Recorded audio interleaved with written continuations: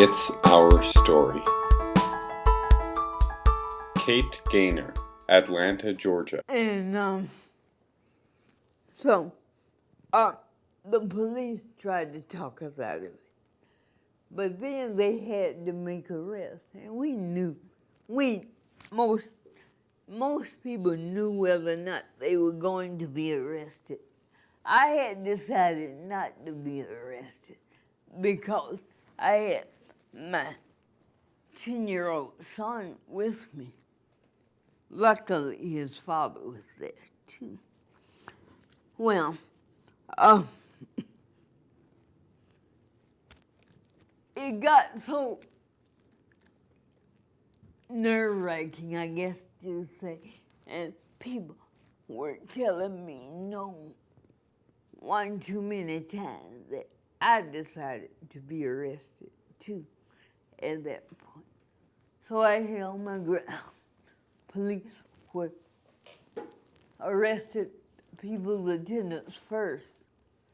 And that, to this day, doesn't make any sense because their mentality is that if they arrest the attendants, we'll go away. Now, common sense would tell you that if we need attendants to get there, how can you leave without your attendant? Doesn't quite follow. But they arrested the attendants first.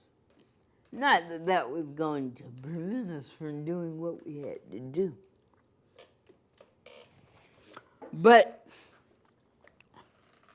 And then they arrested the leaders of the group, Mike Alberga and Bob Kafka, and on and on. And they loaded them up on this truck. It was like a moving van. Anyway, they loaded people up in this truck and was taking them away. And as people were bouncing around in the back of this truck, because the truck didn't have tie downs, the leadership told them that if anyone got hurt, we would own Orlando. So then they realized that they had to find a better way to take us away. So they brought in school buses. Regular school buses are the ones that they had in Orlando at the time. Can only hold 4 wheelchairs at a time. So this process went on all day long. And I do mean all day. We started being arrested maybe about 3 in the afternoon. I think the final person got to jail around midnight. Once you're arrested, your attendant is off duty. That is, that they don't have to serve you in jail. They don't have to do anything for you in jail. That's one of the policies. Another unwritten policy is that you become more disabled in jail than you are on the outside. Not because of the physical barriers, but it's a strategy to make it hard for them to keep you in jail, and therefore they're less likely to keep you.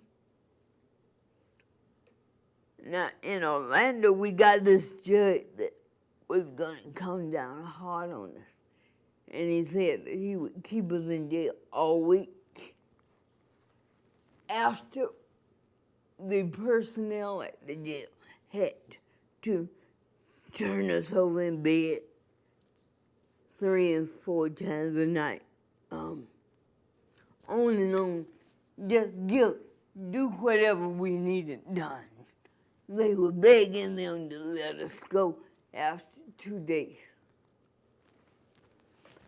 So, because of that, and because of the work that our attorneys were doing on the outside, and the support of the people that weren't arrested, like the all-night vigil and things like that, they only kept us in there 2 days.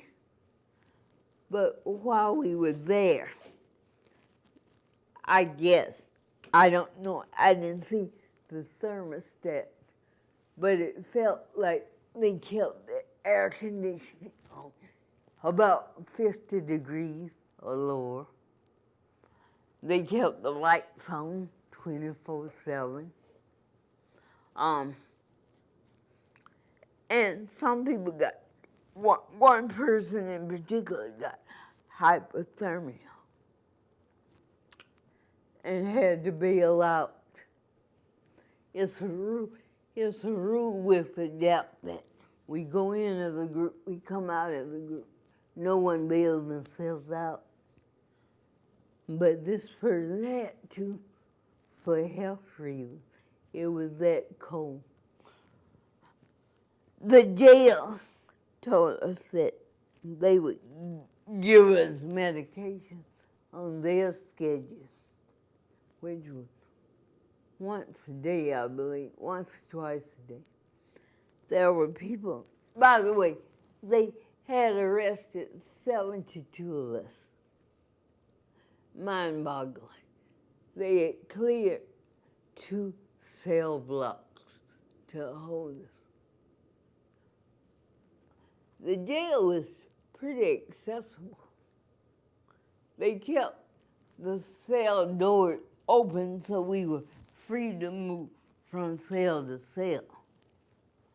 But we didn't know whether it was night or day or what time it was or anything.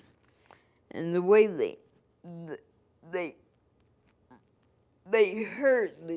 we heard the charges were through television.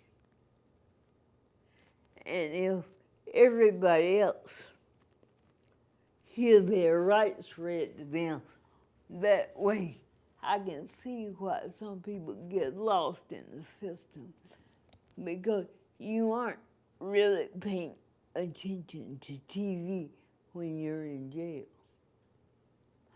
But it was a great experience. I'm very proud that I did it, and I'd be happy to do it again.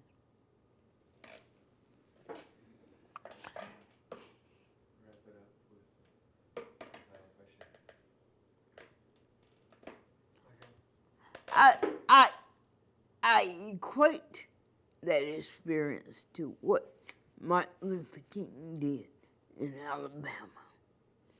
I also equate it to what people did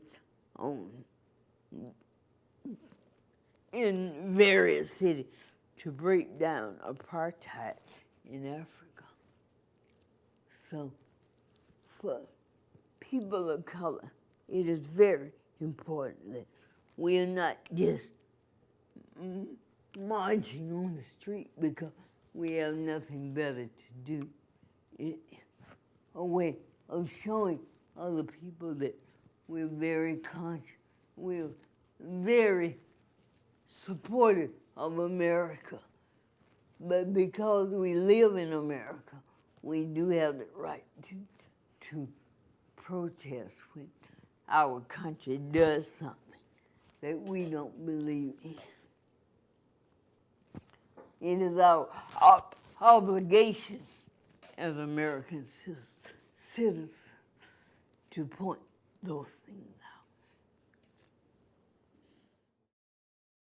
The It's Our Story project is a national effort to make disability history public and accessible. Visit us at www.itsourstory.org or on the It's Our Story project YouTube channel.